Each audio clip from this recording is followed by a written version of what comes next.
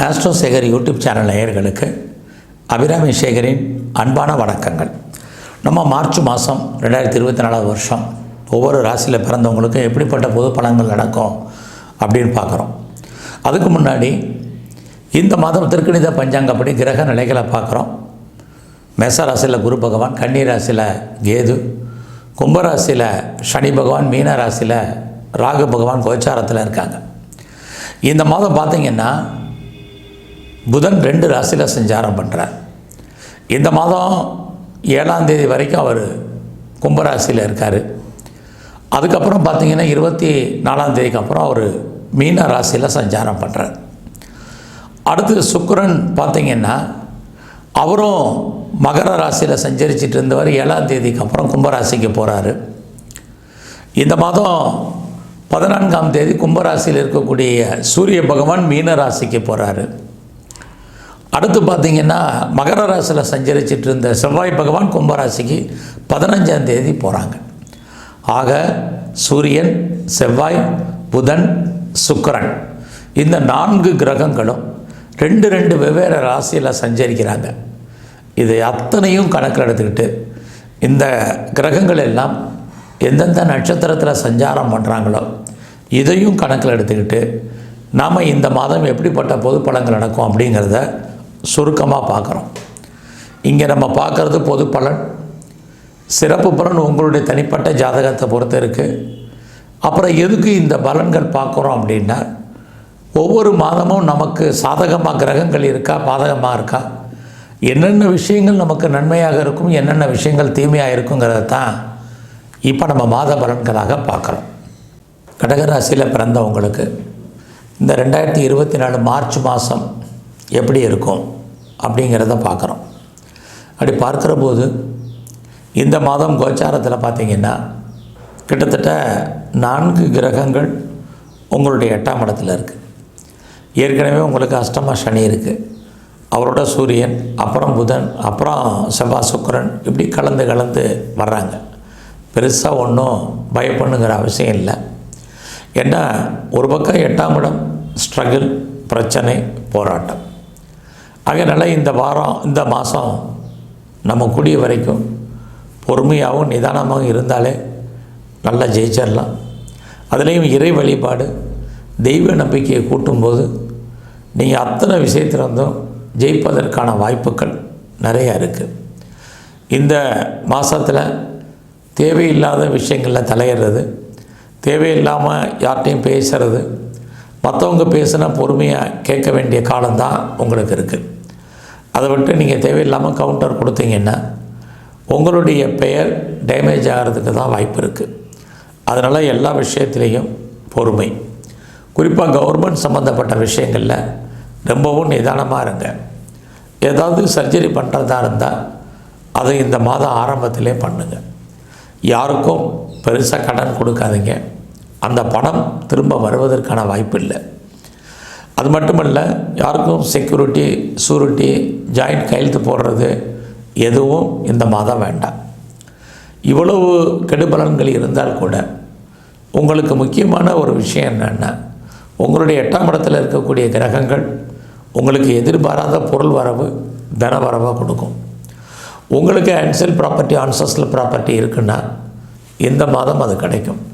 ஒருவேளை முன்னோருடைய சொத்துக்கள் இல்லை அப்படிங்கிறவங்களுக்கு கணவன் அல்லது மனைவி 2 பேர் மூலமாக பண வரவு இருக்குது.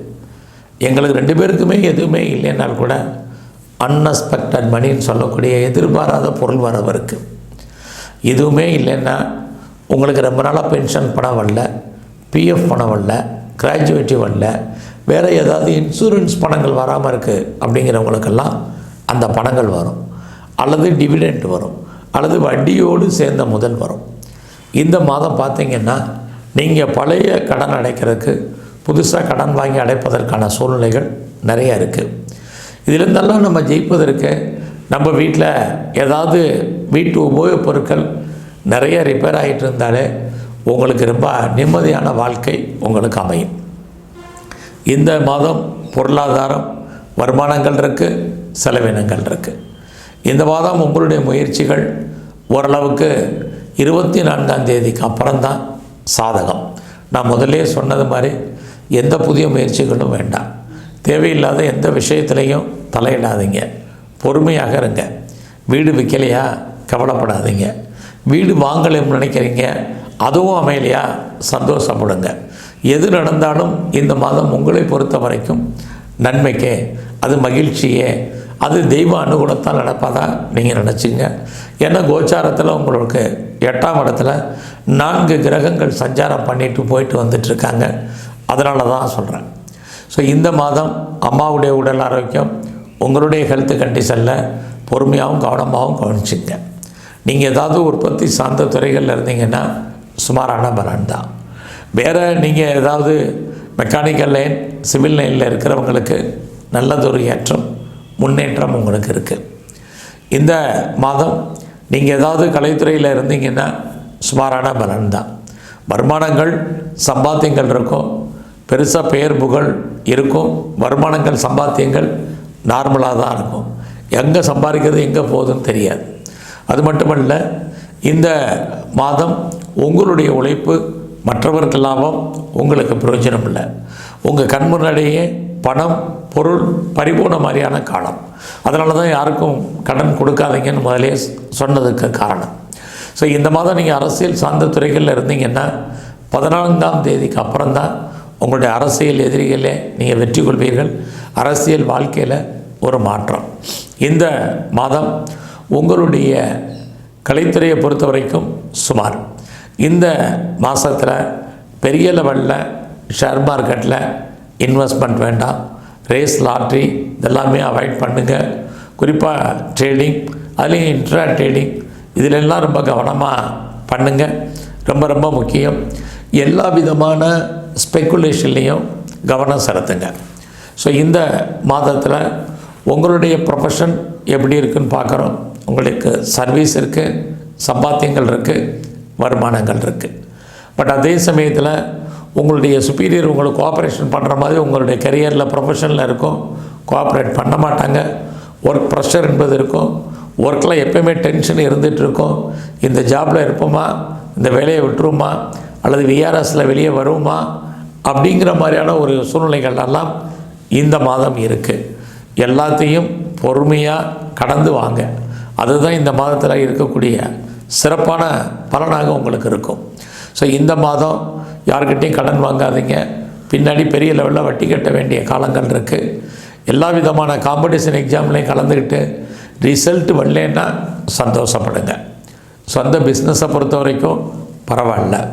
நீங்கள் பார்ட்னர்ஷிப்போடு பிஸ்னஸ் பண்ணிங்கன்னா பார்ட்னர் லாபம் அடைவார், நீங்கள் நஷ்டம் அடைவீங்க. உங்களுடைய மன வாழ்க்கையிலையும் சின்ன சின்ன கருத்து வேறுபாடுகள், சண்டை சச்சரவுகள் இருக்குது. உங்களுக்கு புதுசாக லவ் அஃபேருக்கான பாசிபிலிட்டிஸ் உண்டு. ஏற்கனவே லவ் இருந்தாலும் லவ் சக்ஸஸ்ஃபுல் ஆகிறதுக்கான வாய்ப்புகள் நிறையா இருக்குது. ஒருவேளை பிரேக்கப் ஆன லவ் மறுபடியும் ரீயூனியன் ஆகிறதுக்கான சூழ்நிலைகள் இருக்கும். உங்களுடைய 9ஆம் இடத்துல ராகு பகவான், அவருமே புத நட்சத்திரத்தில் இருக்கிறதுனால ஹையர் எஜுகேஷனில் பிரேக் ஏற்படுவதற்கான வாய்ப்புகள் இருக்குது. அப்பாவுடைய உடல் ஆரோக்கியத்தில் கவனம் செலுத்துங்க. தேவை இருந்தால் மட்டும் லாங் ஜேர்னி பண்ணுங்கள். இல்லைன்னா அந்த ஜேர்னியை அவாய்ட் பண்ணுங்கள். அந்த ஜேர்னியால் நமக்கு பிரச்சனைகள் இருக்குது. ஸோ இந்த மாதம் உங்களுடைய 10ஆம் இடத்துல குரு பகவான், அவருமே சுக்கிரனுடைய நட்சத்திரம். அரசாங்கத்தால் நிறைய பிரச்சனைகள், ஸ்ட்ரகிள் இருக்குது. கௌரவம், அந்தஸ்து, புகழுக்கு பாதிப்பு ஏற்படுவதற்கான வாய்ப்புகள் நிறையா இருந்துக்கிட்டே இருக்குது. ஸோ இந்த மாதம் எவ்வளோக்கு எவ்வளோ உங்களுடைய இஷ்ட தெய்வம், உங்களுடைய குலதெய்வத்தினுடைய அனுகூலத்தை கூட்டுறீங்களோ அவ்வளோக்கு அவ்வளோ சிறப்பாக இருக்கும். இது எல்லாவற்றுக்கும் மேலாக இந்த மாதத்தில் பெருமாள் ஸ்தலத்தில் இருக்கக்கூடிய நரசிம்மர் உடைய வழிபாடு, தன்வந்திரி பகவானை நல்ல வழிபாடு பண்ணுங்கள். சிவஸ்தலத்தில் பைரவருடைய வழிபாடும், நந்தியம் பெருமாளுடைய வழிபாடும் பண்ணுங்கள். பெரிய லெவலில் வரக்கூடிய பிரச்சனைகளுடைய தன்மை குறையும். உடல் ஆரோக்கியம் நல்லா இருக்கும். உங்களுடைய ப்ரொஃபஷனை பொறுத்த வரைக்கும் பரவாயில்லாமல் இருக்கும். நன்றி, வணக்கம்.